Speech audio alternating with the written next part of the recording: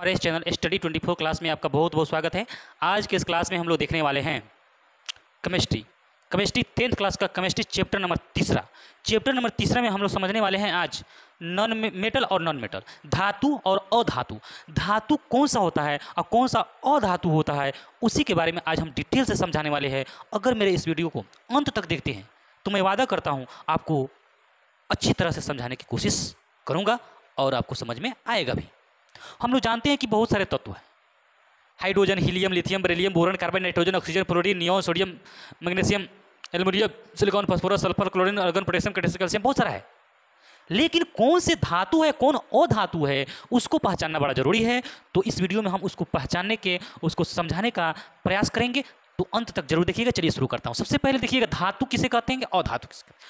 धातु किसको कहते हैं और अधातु किसे कहते हैं, तो सबसे पहले हम समझते हैं पहला नंबर पॉइंट, धातु के अंतिम कक्षा में धातु के बाह्यतम कक्षा में इलेक्ट्रॉनों की संख्या 1, 2, 3 हो, यानी किसी भी परमाणु के यानी धातु के बाह्यतम कक्षा में इलेक्ट्रॉनों की संख्या 1, 2 और 3 होता है तो उसे हम धातु कहते हैं। और बाह्यतम कक्षा क्या होता है, यह बाह्यतम कक्षा क्या होता है उसको समझते हैं। तो बाह्यतम कक्षा को समझने के लिए एक वीडियो में बना चुका हूं, उसको आप लोग देख लीजिएगा कि बाह्यतम कक्षा में इलेक्ट्रॉन क्या हो। फिर भी मैं यहाँ थोड़ा सा समझाने की कोशिश आपको करता हूँ। समझिएगा कि बाह्यतम कक्षा क्या होता है। जब मानते हैं कि किसी भी, मान लेते हैं यहाँ पे परमाणु है, परमाणु के अंदर नारायण प्रसाद NP रहता है, न्यूट्रॉन प्रोटॉन यानी नारायण प्रसाद रहता है। परमाणु की पहली कक्षा है, यह परमाणु की दूसरी कक्षा, या परमाणु की तीसरी कक्षा, या परमाणु की चौथी कक्षा। पहले कक्षा को K बोलते हैं, दूसरे कक्षा को LMNO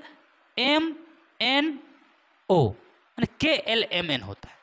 यानी K कक्षा में कितना इलेक्ट्रॉन रहता है, L कक्षा में कितना इलेक्ट्रॉन रहता है, इसको हम लोग कैसे ज्ञात करते हैं। तो K कक्षा में अधिकतम इलेक्ट्रॉन की संख्या के लिए फॉर्मूला होता है 2 का पावर n², 2n², यानी n जहां कक्षा की संख्या। तो K कौन कक्षा में, पहला कक्षा में, तो 2 गुने 1 का स्क्वायर, तो 2 गुने 1 बराबर 2 हो जाएगा। यानी K में अधिकतम इलेक्ट्रॉनों की संख्या कितना, 2। उसी तरह L कौन कक्षा में, दूसरा कक्षा में, तो यहाँ n की जगह क्या लेंगे, 2n, n के n², यानी 2 गुने 2 का स्क्वायर, यानी कितना हो जाएगा, 2 दूना 4 दूना 8, यानी L में कितना 8, M में कितना, उसी तरह 3 को कक्षा है तो 3 3 9, 9 दूना 18, M में 18, N में 4 चौका 16 दूना 32, यानी K में अधिकतम इलेक्ट्रॉनों की संख्या 2, L में अधिकतम इलेक्ट्रॉनों की संख्या 8, M में अधिकतम इलेक्ट्रॉनों की संख्या 18 और N में अधिकतम इलेक्ट्रॉनों की संख्या 32 होती है। ये आपको हम एक वीडियो बना, उसको आप लोग देख लीजिएगा। तो यह अंतिम कक्षा होगा, ठीक है। इसको समझते हैं KLM अगर समझ गए होंगे तो इसको हम आगे बढ़ाते हैं। KLM यदि आप समझ गए होंगे तो आगे हम लोग बढ़ाते हैं। देखिए, धातु को पहचानने का तरीका और अधातु को पहचानने का तरीका हम बताते हैं। जैसे कि K, मान लेते हैं यहाँ पे पहली कक्षा K, L है, M है, N है। तो मान लेते हैं इसमें इलेक्ट्रॉनों की संख्या कितना है, 11। मान लेते हैं सोडियम के पास 11 गो रोटी है, सोडियम के पास 11 गो रोटी है और उसके परिवार में कितना संख्या, KLMN है। मान लेते हैं सोडियम के पास 11 गो पूरी है और उसको बांटना किसमें है, K में, L में, M में, N में, यानी सभी परिवार में बांटना है। तो हम लोग जानते हैं कि सबसे छोटी पहली कक्षा K होती है, उसके बाद L होती है, उसके बाद M होती है। तो आप लोग जानिएगा कि K जो कक्षा है, मान लेते छोटा बच्चा है ना, तो जो 11 गो इसके पास जो पूरी है, तो पहले वो छोटा बच्चा को खिलाएगा। तो 11 गो जो पूरी है, तो पहले 2 गो छोटा बच्चा जो K है, तो K में अधिकतम इलेक्ट्रॉनों की संख्या कितना होगा, 2, यानी K अधिक से अधिक कितना पूरी खा सकता है, 2 गो। यानी छोटा बच्चा है तो 2 ही गो खाएगा ना। K अधिक से अधिक कितना पूरी खा सकता है, 2 गो। तो K कितना पूरी खाया, 2 गो। उसके बाद में L, यानी L के अधिकतम पूरी खाने की क्षमता कितना है, 8, यानी K अधिकतम कितना खा सकता है, 8। K अधिकतम 8 खा सकता है। तो बच गया कितना, 11 गो पूरी है तो 2 गो तो भाई K खा गया, मैंने 2 गो इलेक्ट्रॉन यानी के अपना इलेक्ट्रॉन भर लिया, एल अपना इलेक्ट्रॉन, तो 2 गो पूरी कौन खा गया, के खा गया, और 2 गो पूरी कौन खाया, एल खाया। 8 गो पूरी एल खाया। अब बच गया कितना, 8 आ 2 10, एगो बचा पूरी, तो एगो पूरी कौन खाएगा, अब एम खाएगा। यानी पहले के भरेगा, उसके बाद एल भरेगा, और तब एम भरेगा। यानी कहने का मतलब है पहले के अधिकतम इलेक्ट्रॉन की संख्या 2, एल में अधिकतम इलेक्ट्रॉन की संख्या 8, और एम में अधिकतम इलेक्ट्रॉन संख्या 18। तो सबसे पहले के अपना पेट भर लेगा। भाई छोट बच्चा है तो माता पिता क्या किया, पहले के को खिला दिया, उसके बाद उसके बड़ा बच्चा एल है उसको खिला दिया, जो बच गया वो अपने खाया। तो कई गो बचा, एगो बचा, तो 8 और 2 10, 1 11 हो गया कि नहीं। यानी अब उसके बाद में मैग्नीशियम के पास 12 गो पूरी है, और मैग्नीशियम भी अपने पहले बच्चा को 2 गो खिला दिया, उसके बाद दूसरे बच्चा को 8 गो खिला दिया, बच गया कितना, 8 2 10 2 12, निकल गो बच गया 2। उसके बाद एल्युमिनियम देख लीजिए, एल्युमिनियम की संख्या कितना 13। तो पहले बच्चा को 2 गो खिलाया, फिर उसके बाद में 3 गो 8 गो खिलाया, बच गया कितना 8 10, 3 गो बच गया, तो ये अपने खा गया, एम में खाया।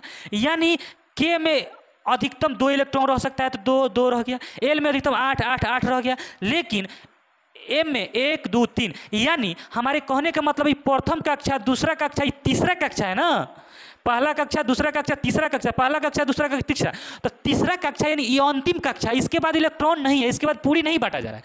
यानी अंतिम कक्षा यही आपका है, अंतिम कक्षा यही ना है। तो अंतिम कक्षा में इलेक्ट्रॉनों की संख्या 1 2 3। अगर अंतिम कक्षा में इलेक्ट्रॉनों की संख्या 1 2 3 होता है तो वह क्या होता है, धातु होता है। तो आपको समझ में आ गया होगा कि धातु किसे कहते हैं। यदि धातु के अंतिम कक्षा में इलेक्ट्रॉन 1 2 और 3 रहता है तो धातु कहलाता। लेकिन अपवाद में यहाँ एक्सेप्शनल, देखिए एक्सेप्शनल होता है, यानी हाइड्रोजन में भी अंतिम कक्षा में 1 है, और हीलियम में भी अंतिम कक्षा में 2 है, यानी इसमें भी अंतिम कक्षा में 1 और 2 है, लेकिन यह क्या है, अपवाद है। तो हाइड्रोजन आपका क्या है, हाइड्रोजन आपका गैस है, ये आपका हीलियम आपका अक्रिय गैस है, इसलिए यह धातु नहीं है। तो अपवाद में 2 गो आ जाएगा, हाइड्रोजन और हीलियम धातु नहीं होता है अंतिम कक्षा में इलेक्ट्रॉनों की संख्या 1 और 2 होते हुए भी। इसके अंतिम कक्षा में 1 और 2 इलेक्ट्रॉन है, फिर भी यह धातु नहीं है क्योंकि यह अपवाद में आता है। तो याद रखिएगा हाइड्रोजन और हीलियम अधातु होता है, लेकिन सोडियम हो गया, मैग्नीशियम हो गया, देखिए इसके अंतिम कक्षा में कितना इलेक्ट्रॉन है, 1 2 3 है, तो यह क्या है, धातु है। अब आपको समझ में आया कि धातु किसे कहेंगे, अधातु किसे कहेंगे। अब अधातु को समझते हैं यहाँ पे। जैसे तो आपका हो जाएगा धातु में सोडियम, मैग्नीशियम, एल्युमिनियम, ये सब क्या है, धातु है। अब अधातु के समझते हैं। अधातु के बाह्यतम कक्षा में इलेक्ट्रॉनों की संख्या 4 5 6 7 होता है, तो वह क्या होता है, अधातु होता है। तो चलिए पहले इसका निकालते हैं। तो इसका मान लेते हैं के एल एम एन। तो के कक्षा में अधिकतम कितना रहेगा, के अधिकतम 2 गो पूरी खाता है, एल 8 गो खाता है, तो आपको 6 गो ना है, तो एल कै गो खाएगा, 4 गो। 2 गो है, 2 गो इसमें भर गया, तो बच गया कितना, 4 गो, तो 4 इसमें। लेकिन इसको क्षमता खाने की कितना है, 8 गो, लेकिन बेचारा खाया 4 गो क्योंकि बचा नहीं 4 गो। फिर देखिए 7 में इसमें 2 हो गया, बचा कितना 5 गो, तो 5 है में चला जाएगा। इसमें 8 अधिकतम हो सकता है। चलिए अब आइए, यहाँ 2 हो गया, के की अधिकतम क्षमता 2 है, तो 2 हो गया। इसमें कितना हो जाएगा आपका, यहाँ हो जाएगा आपका, बच गया क्या 7 गो। अच्छा ऑक्सीजन 8 है, तो 2 हो गया, तो इसमें कितना 6 गो। अब आप देख सकते हैं इसके अंतिम इलेक्ट्रॉन कितना है, अंतिम कक्षा में इलेक्ट्रॉन 4 5 7 6, यानी 4 5 6 7 रहता है अंतिम कक्षा में इलेक्ट्रॉनों की संख्या। अधातु के बाह्यतम कक्षा में इलेक्ट्रॉनों की संख्या 4 5 6 7 हो तो वह क्या होता है, अधातु होता है। तो आप समझ गए होंगे इस तरह से कि धातु क्या होता है, अधातु क्या। तो धातु के बाह्यतम कक्षा में इलेक्ट्रॉनों की संख्या 1 2 3 होती है तो वह धातु होती है, अपवाद में हाइड्रोजन और हीलियम गैस को छोड़कर। लेकिन अधातु में बाह्यतम कक्षा में इलेक्ट्रॉनों की संख्या 4 5 6 7 होती है तो वह अधातु होती है, जैसे कार्बन, नाइट्रोजन, फ्लोरीन, ऑक्सीजन, ये सब क्या है, अधातु है। तो धातु और अधातु समझ गए, इतना अंतर। आगे हम लोग समझते हैं दूसरा नंबर, धातु हमेशा ठोस अवस्था में रहता है। धातु जो है हमेशा ठोस अवस्था में रहता है, होता है, लेकिन अपवाद में एक पारा है और एक गैलियम है। दो गो ऐसा धातु है पारा और गैलियम जो द्रव अवस्था में रहता है। धातु जो हमेशा ठोस अवस्था में रहता है, लेकिन दो ऐसा धातु है जो द्रव की अवस्था में रहता है, वो है आपका पारा और गैलियम। तो पारा कमरा के रूम के तापमान पर द्रव के रूप में रहता है पारा, और एक गैलियम होता है द्रव के रूप में। ये धातु है लेकिन ये द्रव के रूप में, लेकिन सभी धातु ये ठोस के रूप में होती है। लेकिन अधातु जो होती है, अधातु तीनों अवस्थाओं में पाई जाती है, ठोस, द्रव और गैस। अधातु क्या होता है? अधातु तीनों अवस्थाएं में पाई जाती है, ठोस, द्रव और गैस तीनों अवस्थाएं में पाई जाती है अधातु। जैसे गैस के रूप में हो जाएगा नाइट्रोजन, ऑक्सीजन, ठोस के रूप में हो जाएगा फास्फोरस और सारा हो जाएगा, और द्रव के रूप में एक ब्रोमीन हो जाएगा। ये इंपॉर्टेंट है, VBI है, इंपॉर्टेंट ये वाला है और इंपॉर्टेंट आपका ये वाला है। डायरेक्ट परीक्षा में आपसे पूछा जाता है कि ऐसे धातु का नाम बताइए जो द्रव के रूप में रहता है, पारा यानी मर्क्यूरी, और ऐसे अधातु का नाम बताइए जो द्रव के रूप में रहता है, तो ब्रोमीन।